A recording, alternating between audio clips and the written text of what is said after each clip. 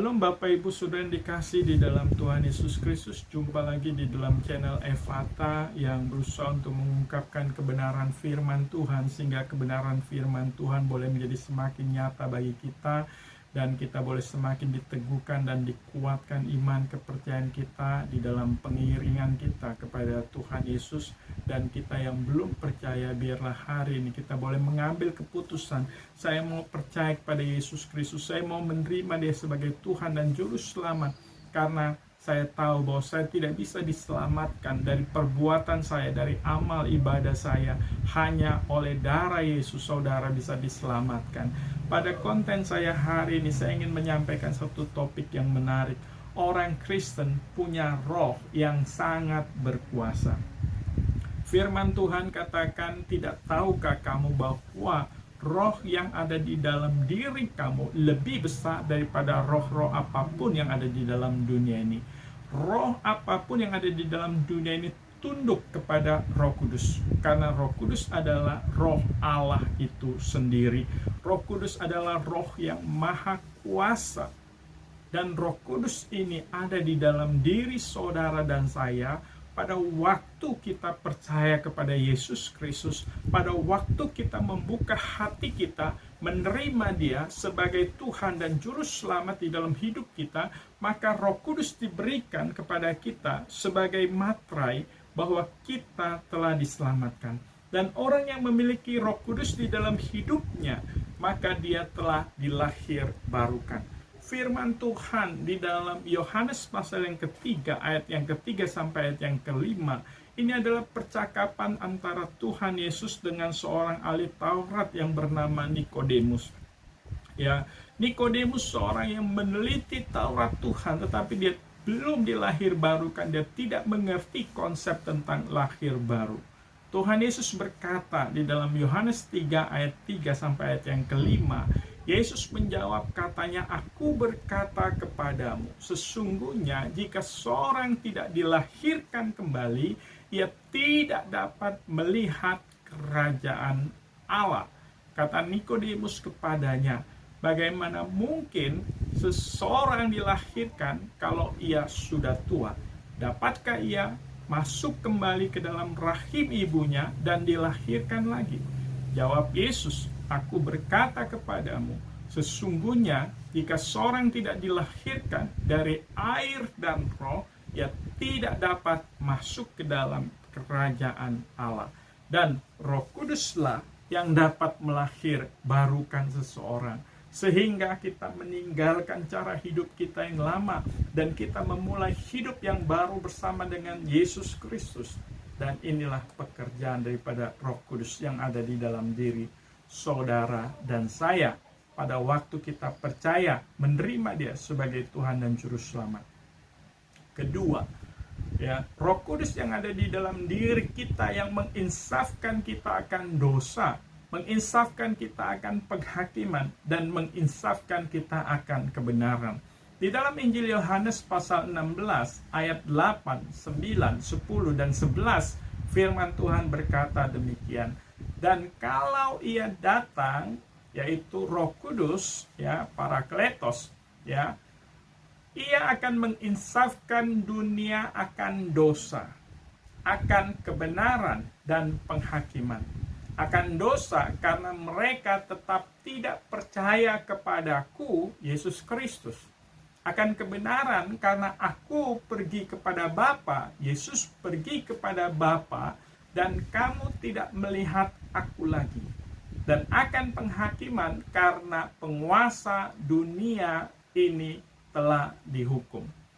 Dan inilah pekerjaan Roh Kudus yang membuat hati orang percaya kepada Yesus Kristus, bahwa Yesus Kristus dari surga dan Yesus Kristus kembali ke surga untuk menyediakan tempat bagi saudara dan saya. Dan Roh Kudus juga yang mengingatkan orang akan penghakiman karena ketidakpercayaan mereka kepada Yesus Kristus. Yang ketiga, ya, Roh Kudus memberikan karunia. Ketika kita percaya dan menerima Yesus di dalam hidup kita, maka kita diberikan karunia. Ya, itu dicatat di dalam 1 Korintus pasal 4 ayat 1 Korintus 12 ayat 4 sampai ayat yang ke-11 ada banyak rupa-rupa karunia. Ya, firman Tuhan berkata demikian. 1 Korintus 12 ayat 4 sampai ayat yang ke-11. Ada rupa-rupa karunia tapi satu roh, ada rupa-rupa pelayanan tapi satu Tuhan, dan ada berbagai-bagai perbuatan ajaib, tetapi Allah adalah satu yang mengerjakan semuanya dalam semua orang, tetapi kepada tiap-tiap orang dikaruniai pernyataan roh untuk kepentingan bersama. Sebab kepada yang seorang roh memberikan karunia untuk berkata-kata dengan hikmat, dan kepada yang lain roh memberikan karunia untuk berkata-kata dengan pengetahuan, dan kepada yang seorang roh yang sama memberikan iman, dan kepada yang lain yang memberikan karunia menyembuhkan.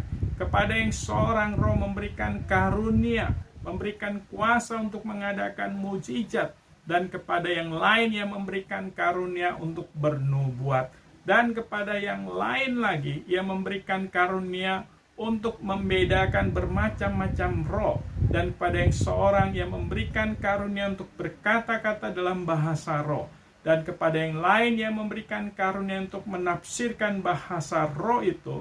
Tetapi semuanya itu dikerjakan oleh roh yang satu dan yang sama, yang memberikan karunia kepada tiap-tiap orang secara khusus seperti yang dikehendakinya. Roh Kuduslah yang memberikan karunia, dan ada banyak jenis-jenis karunia, dan semuanya itu diberikan oleh roh yang satu, yaitu Roh Kudus yang ada di dalam diri orang yang percaya. Selanjutnya, Bapak Ibu Saudara yang dikasihi di dalam Tuhan Yesus Kristus, Roh Kudus yang menghiburkan. Ketika kita sedih, Roh Kudus adalah roh penghibur.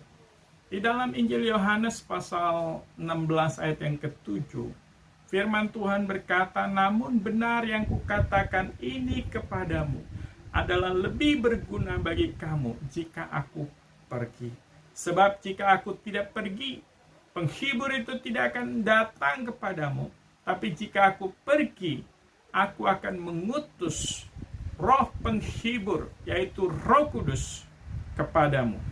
Kemudian di dalam Roma pasal 8 ayat 26 dan ayat yang ke-27, firman Tuhan mengatakan demikian. Demikian juga roh membantu kita dalam kelemahan kita, sebab kita tidak tahu bagaimana seharusnya berdoa. Tetapi roh sendiri berdoa untuk kita kepada Allah dengan keluhan-keluhan yang tak terucapkan. Dan Allah yang menyelidiki hati nurani mengetahui maksud roh itu, yaitu bahwa ia sesuai dengan kehendak Allah berdoa untuk orang-orang kudus.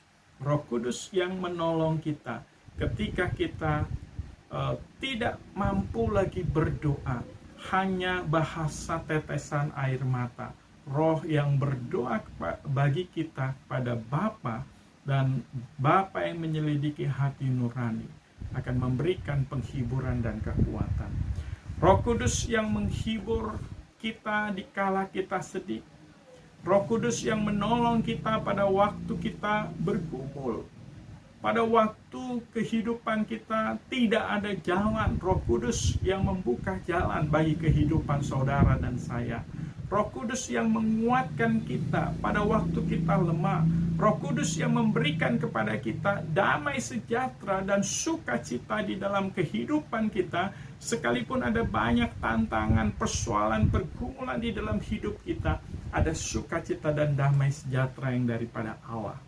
Roh Kudus yang diam di dalam diri kita, orang-orang yang percaya, yang memampukan kita untuk selalu hidup seturut dengan firman-Nya dan hidup sesuai dengan kehendak-Nya, sehingga hidup kita benar-benar menyenangkan hati Tuhan.